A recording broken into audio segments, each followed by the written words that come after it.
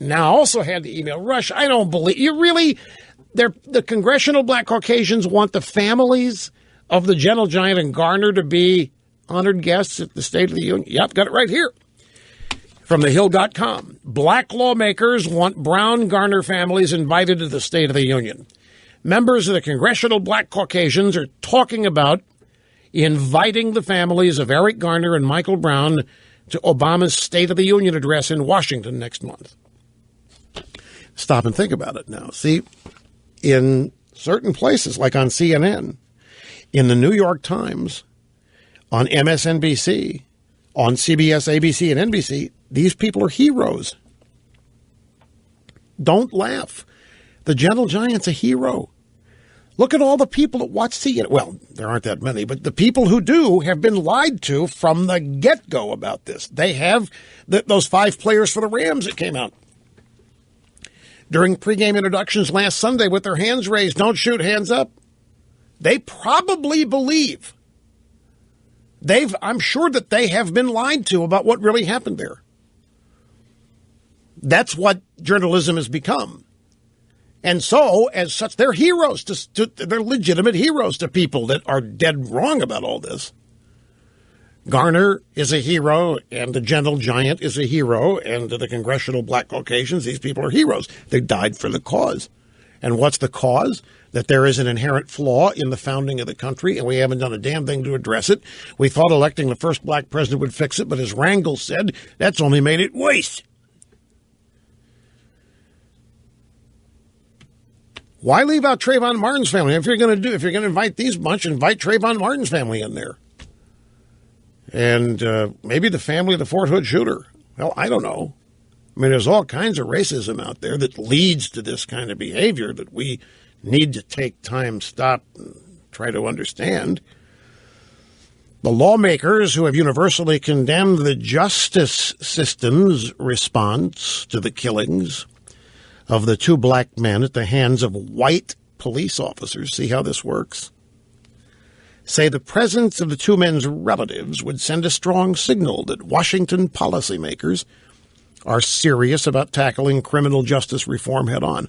What are we supposed to do? Is the criminal justice system supposed to be reformed so that the criminals are allowed to be criminals? Do we reform it in such a way the criminals are allowed to get away with it?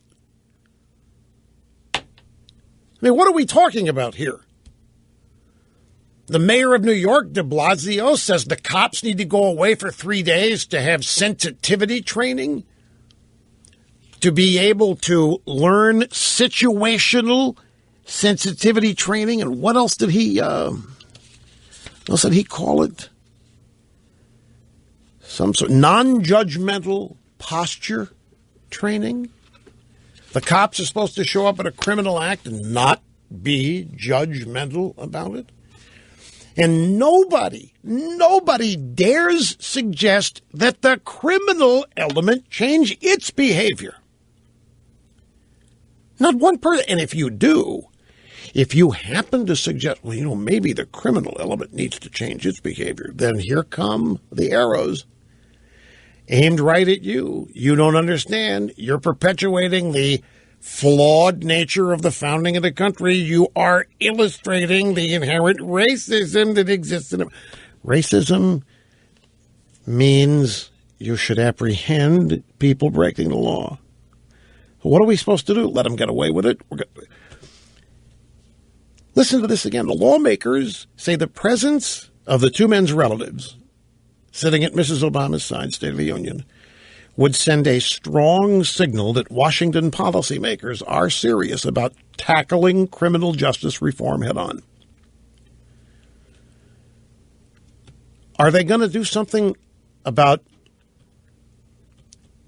training the criminal element to stop attacking policemen? Do you think maybe that ought to go on at the same time? Let me tell you all, I was telling Snerdley this story. To me, certain of us are raised in certain ways, and certain of us aren't. I remember when I was 10 10, 9, something like that. My brother would have been a couple years younger. And my dad, we lived in southeast Missouri. My dad had to go to Arkansas it might have gone down for a Mizzou, Arkansas football game. I don't know which, but he got pulled over late at night by an African-American state trooper in Arkansas. And he was speeding. And he came home and told me about it. And he used it as a lesson. I said, he told me about it. I said, well, what did you do? Were you speeding? He said, I was. And I said, well, little kid, did you go to jail? What happened? No. He said, son, whenever a policeman stops you, just serve them out. I'll never forget him saying that to me. Just whatever they say, yes, sir, yes, sir, yes, sir. You show them respect. Sir them out is what my dad said, meaning just show them all the respect in the world. And that's how I grew up. And I didn't grow up fearful. I grew up respectful. But some people don't, obviously, when I understand why. But in this era in which we find ourselves, don't you think it's a little scary, ladies and gentlemen, that the reform only needs to happen among law enforcement? We had criminal acts occur in both of these scenarios, and that is ignored. And to listen to the news media and all of the people involved in that side of this talk about this, the only acts that were egregious here were committed by the cops. The mayor is throwing them under the bus.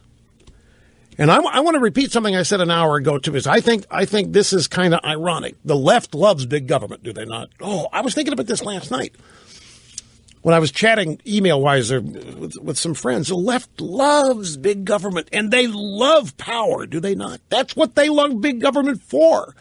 They live and breathe for the government to exercise that power, especially against their enemies. So when Obama tells the IRS to really give the Tea Party the business, and they do it, the left applauds. The left is all for massive shows of government force and power, except here.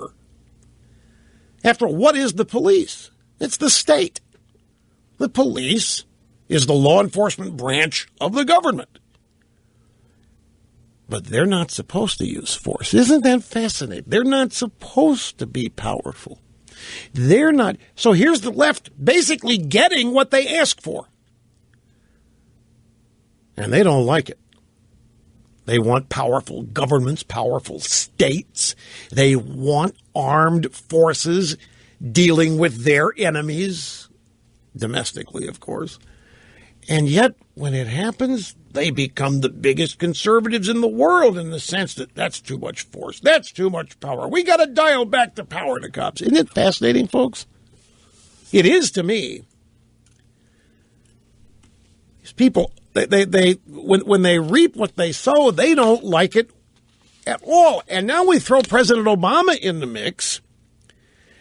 From a reporter here at thehill.com named Amy Parnes, President Obama said yesterday, many Americans feel there's a deep unfairness about how laws are applied on a day-to-day basis, responding to the news a day earlier of a New York City police officer who was not indicted for choking an unarmed black man. By the way, once again, and let me find it, he was not choked. It was not a chokehold. This is another gross misrepresentation, violation of the truth. And what happened here? There was no chokehold. Eric Garner was not choked. Let me take you back to August 2014, New York Post. Bo Dietl, not one of my big fans, by the way, one time expressed a desire that even I be in jail. But nevertheless, Bo Dietl well-known New York law enforcement figure, consultant, cop, and so forth, had an op-ed in the New York Post, not in August, at the very front end of this. And he starts his piece, "It wasn't a chokehold." That's just the biggest single distortion in all the talk about the Eric Garner case, in which the public has been misinformed and misled from the start. The Reverend Al Sharpton has never had to put himself in harm's way to protect our streets against crime, as our cops do every day. He is in no way qualified to stand on his soapbox and dictate procedures. I spent decades in law enforcement. During my time with the NYPD, I was responsible for over 1,400 felony arrests, any of which could have required the use of deadly physical force. Now, as owner of a security company here in the city, I consult for police departments across the country. So I speak with some authority on the events surrounding Garner's attempted arrest and death. It's tragic that a life was lost, but I'm outraged at how this incident's being used to hobble the NYPD. This is Bo Dietl back in August. It wasn't a chokehold. I have a good friend of mine's a former SWAT commander, Sacramento Police Force. He's been sending me, it wasn't a chokehold. He's been telling me what it is. Specific names for these types of techniques that are used. But it wasn't a chokehold. Doesn't matter. The people in the media and the people on the left and have determined it's going to be a chokehold, and that's what people are going to be told, and that's what we're going to cover, and that's what we're going to have guests commenting on. And by the time we're finished with this, everybody in our audience is going to believe he was choked to death. But he wasn't. Bo Dietl. The officers who approached Garner were responding to community complaints about his ongoing activities. When he grew uncooperative and resisted arrest, they followed protocol on taking him into custody. Officers are required to be as quick as they can in getting a perp into custody so he has no chance to injure the officer, innocent bystanders, or himself. Got to take a break. But the point is, it wasn't a chokehold. And people have been told it wasn't a chokehold since August, and the media knows it wasn't a chokehold. They choose to ignore and instead make it up based entirely on what they want people to think it was. And I'm telling you, this stuff is tearing our culture and our country apart. We'll be back.